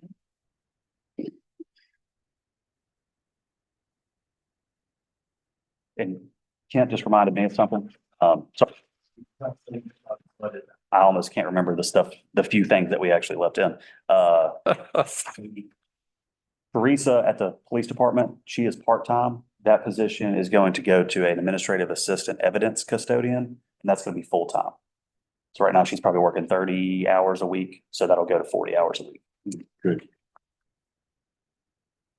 So Same number of positions, just that one's full-time to part-time. Is it, you say, in this budget? Taking out two positions and adding less than a half of a position? If you could get back to us on an across the board, across all departments, plus or minus headcount, and the budget implications, that's a nice snippet that we could convey. Well, you're adding, I guess, a quarter of a position there because she's pretty much Yeah. 3/4, but you can say half. And then the custodian, so 1.5, and then two have been taken away. Yeah. But the overall number, I think, is pretty close because you had several positions in the police department that were open. You had a position in engineering that was open all year that we haven't filled. And I want to say like water and sewer, you've had positions that we'd fill and then would be empty again, and we just couldn't. So we haven't been full staff all year. In any department. Okay. Well, we'll say across the board. So ballpark, what is our staff right now? It doesn't have to be an exact number. 55? Thank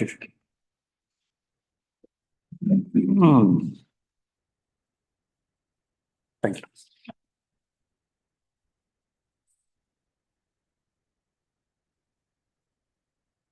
Okay, so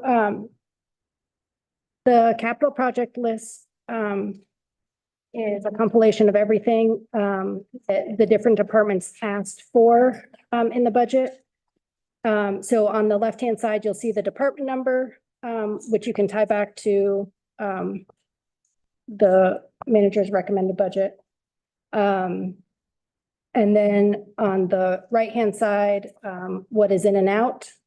So the only things that are in are the line items that have financing associated with them, which are related to the police vehicles, the skid steer and the grapple truck.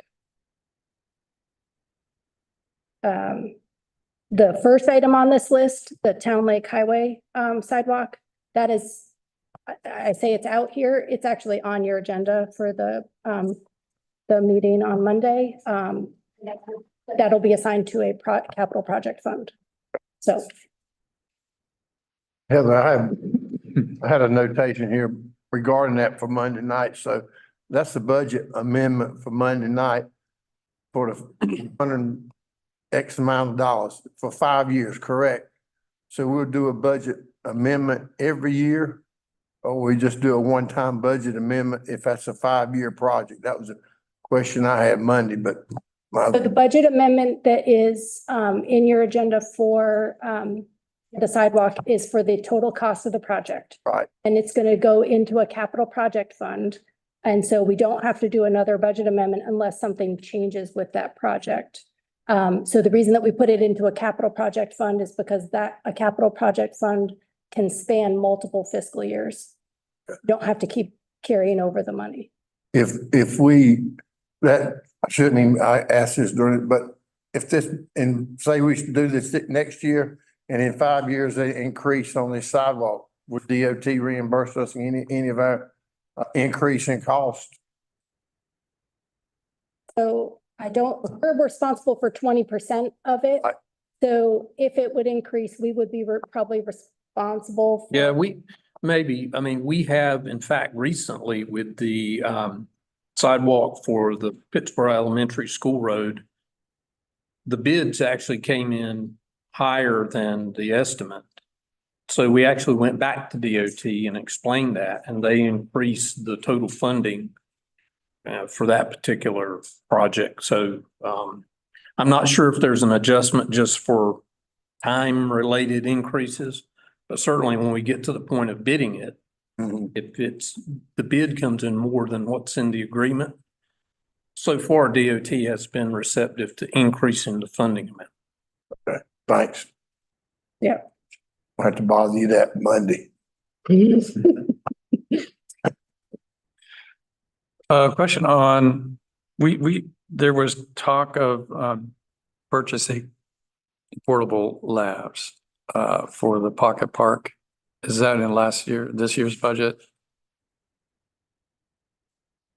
And we should have a PO issued on that pretty soon. Technology. For the Bathroom. trellises? For the mobile bathrooms. Oh.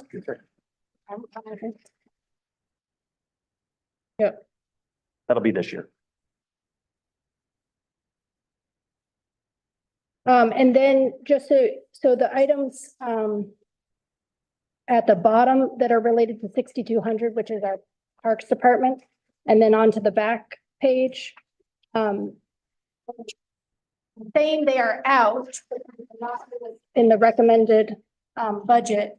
However, some of those items will be addressed in our, budget amendment to the capital project budget for parks, and we reallocate funds, excess funds from some of the current projects. We're gonna have excess funds that are currently allocated to Rock Ridge Park, updates, and some of those funds will be reallocated to some of these items that are on the out list right now. So one thing in it, we've got the custodian position added, but not for them. Have a vehicle that they will be using. Okay. Yep, Yeah, we were gonna surplus it. and then we decided We to, decided, considering our budget, we're just gonna. It'll work for a little while. This is very helpful to understand, the needs and what staff reasonably think we can actually do this year, coming year. I think, I would like to see, I'm not sure what we would call it. Cause I thought that capital planning was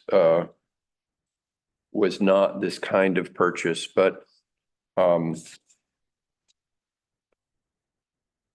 we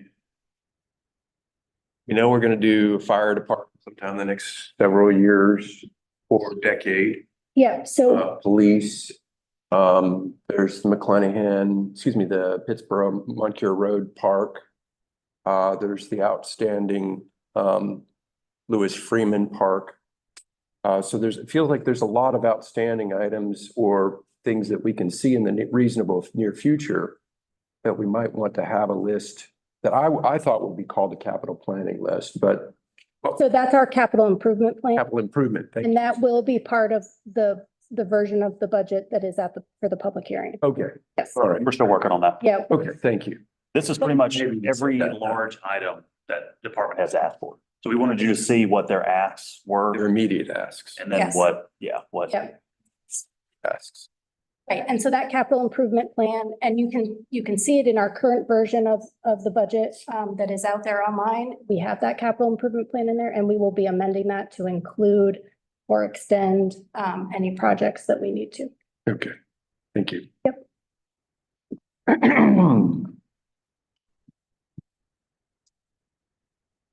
And we do, under the parks capital project budget, we do have 150,000 that is allocated to the Lewis Freeman Park. And we have not how best to spend that. we've had initial meetings with Hobbs to start looking at what that park could look like.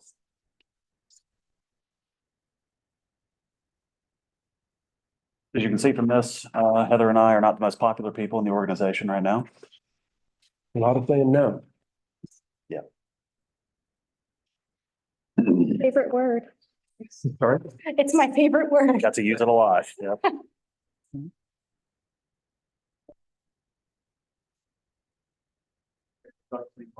Everybody get lunch and then we can kind of go into discussion part.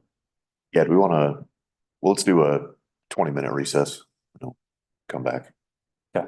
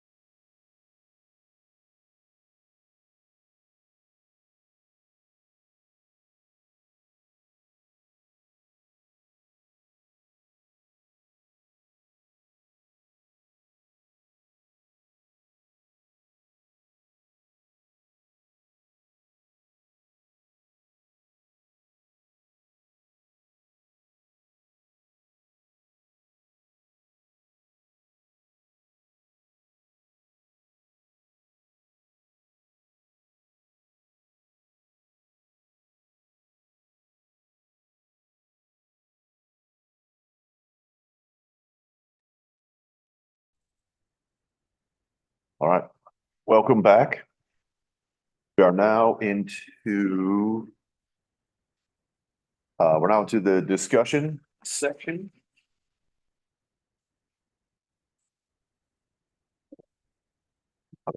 Any additional discussion from Jonathan? If you want to mention merit policy.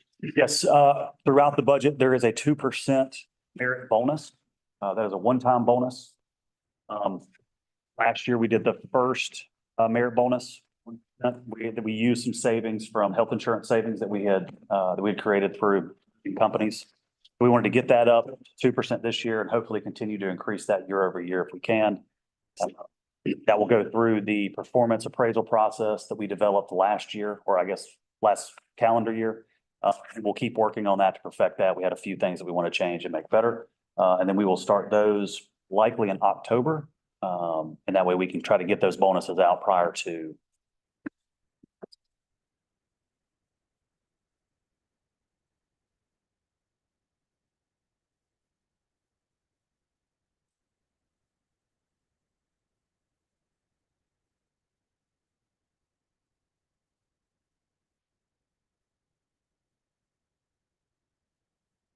Any other comments?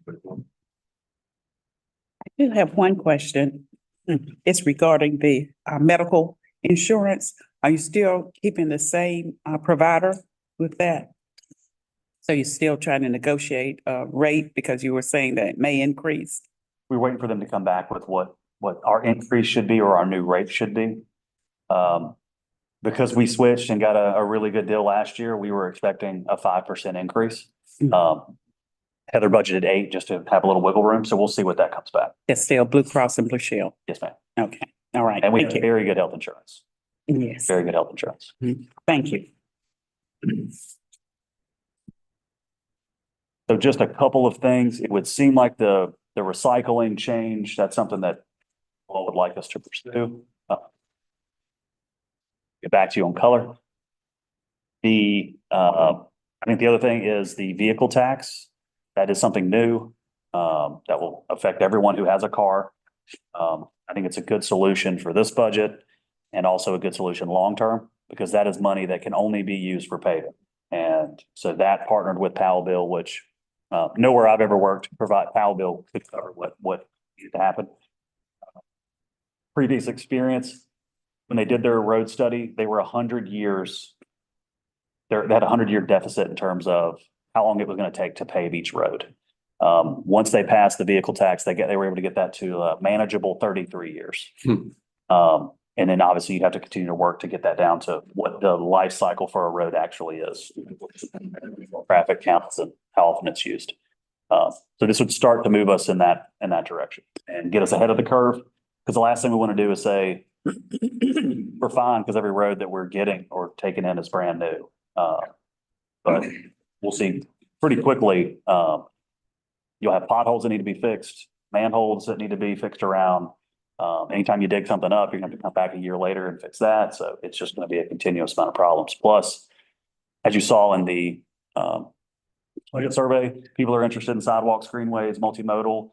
If we can get the grant money from DOT for the trolley service, that will kind of kick off what could be eventually a Pittsburgh transit system, our own.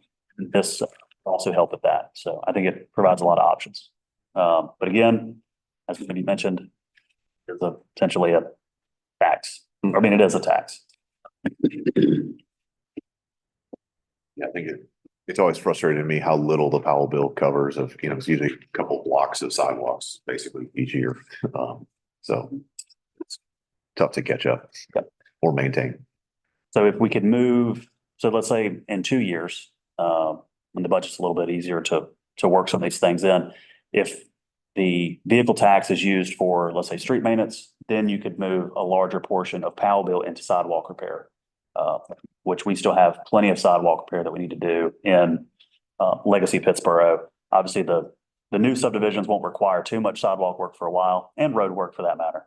But then that allows us to focus on the roads and kind of Legacy Pittsburgh and get those up to speed as then we move into the other neighborhoods as those need work. Because I drove around Chatham Forest last night. still in fairly good shape, but you're getting some of that dipping from the utility work that's happened. That needs to be repaired. And if you've driven through Powell Place, there's a lot of work needs to go on in Powell Place. Great. It's generous that you attribute the dipping in the road to utility work because that was there from the beginning. And so it just makes it, put so much importance on that, engineering inspection, Kent, your folks are doing, monitoring and tracking these folks as they put in all these new roads and facilities. It's just so vital for long-term maintenance. I know you know, but I drive it every single day. And so, the sinking around those manhole covers and, the subsidence next to the storm drains, unfortunately, indicates the quality of the construction in my neighborhood. I want to pivot a bit to say how pleased I am with the overall emphasis on continued improvement of conditions and benefits for staff. It shows a clear set of priorities from you as manager. And I think it's absolutely one that this board has continued to support and emphasizes that we want this town to be a great place to work. And so I greatly appreciate that. I know that it's almost a survival thing. You have to make these changes in order to continue to recruit and retain. Nevertheless, it is important. I'm also really pleased that our affordable housing commitment is still present and we're not backing down on that. I think that's another thing that this board historically has always emphasized. And we barely even discussed it in this meeting. And I just think that it warrants mention that we continue to emphasize the importance of, if nothing else, stashing away those funds in anticipation of the day when we can actually make some real headway. Yep. And since you mentioned that, May meeting, you should have a contract for the Robertson Walk Greenway extension. And that will be a partnership with Habitat for Humanity for their affordable housing project. Oh, good. Because they'll need that greenway as part of their zoning, but that will then make their project not affordable. So the premise has been that would be our participation in that project using those affordable housing funds. Mm-hmm. Mm-hmm.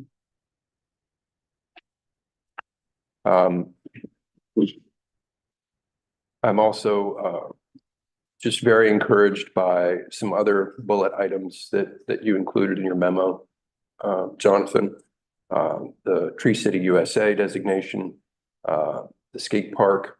I'm a big fan of the grapple truck project because I lived in my very first job out of college. I lived firsthand what the workers' compensation implications were in real human terms of those injuries of picking up heavy items of refuse. Real, they're very expensive, and they have long-lasting, lifelong impacts on those individuals. So to avoid those kinds of injuries, I'm a big proponent of that. So thank you. I do want to ask a little bit more about the 15501 widening, if you could elaborate on that. Because I see that as an opportunity for us to kind of hitch our wagon to DOT's locomotive to really improve a major gateway into town. So. So, I mean, we're continuing to anticipate the project. I mean, for the last several months, the dates have not changed. Which is different. So that's an indication they are moving more into their kind of final design kind of process. We still anticipate the bidding to be in the spring 2 years from now, 2026. We have recently been working with individual property owners who have septic systems or water systems impacted by the project to help offset that impact by working with DOT to make sure the compensation is adequate, so that those owners are made whole. So, I mean, those are the things that, we've been tracking most recently. Wonderful. It's good to hear. At parking, so we anticipate the, parking impacts downtown. So there are a number of efforts ongoing to add parking, repurpose parking areas in and around downtown. Back to, Mr. Jackson, back to the DOT widening of 15501. The corner of Park Drive and 15501.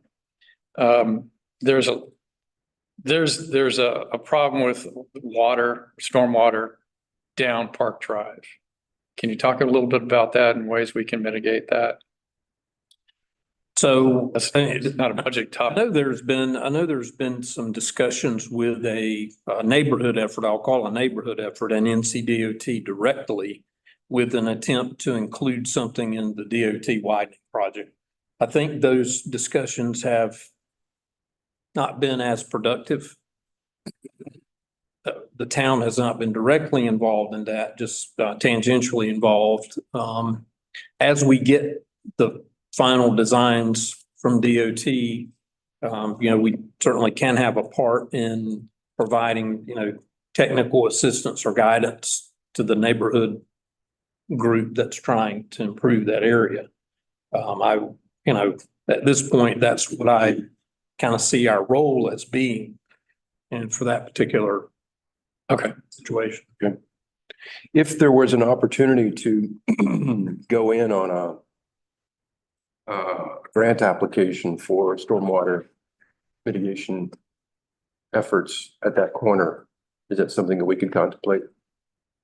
Sure, related to that, a little bit more remote, we have a application in that Colby submitted for Oakwood Drive and Park Drive. That is, we're anticipating a decision soon. This month, get a decision this month, whether we got it or not. I would raise Oakwood to bring it above flood anyway, redesign and upgrade that culvert system to hopefully move some water more quickly too, so that we don't have the backup of around Park and 15. That could be a secondary benefit to this project. You're just moving water through there faster, more efficiently. Not being a hydrological engineer, what strikes me is kind of in the opposite direction is that there is a significant amount of land area available at the Alpha site, if that landowner were open to it, to actually retain some of the water temporarily to alleviate the flow issues stream.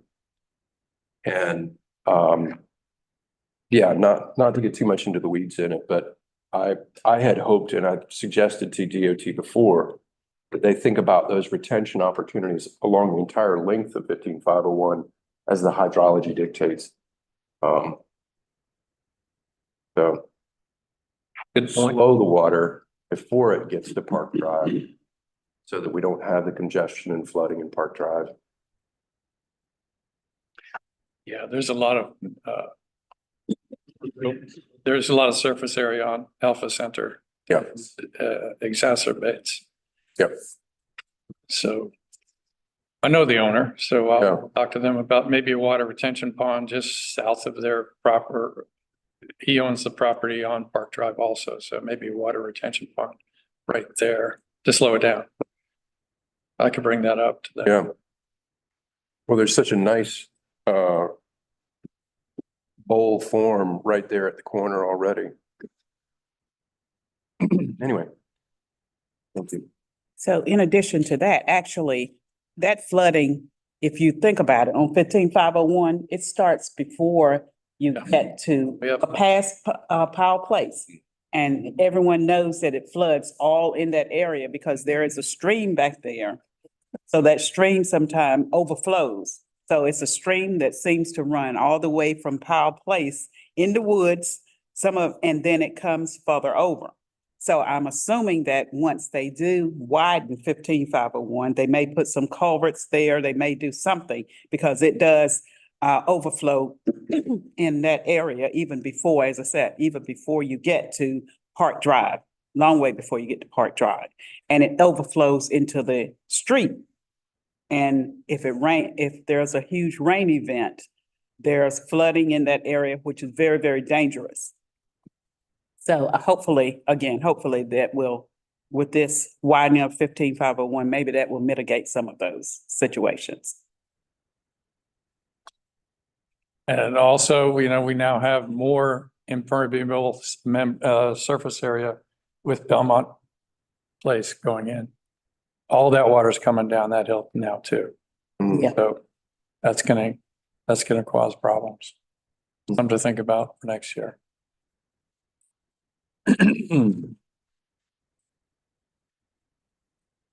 Any other budget topics?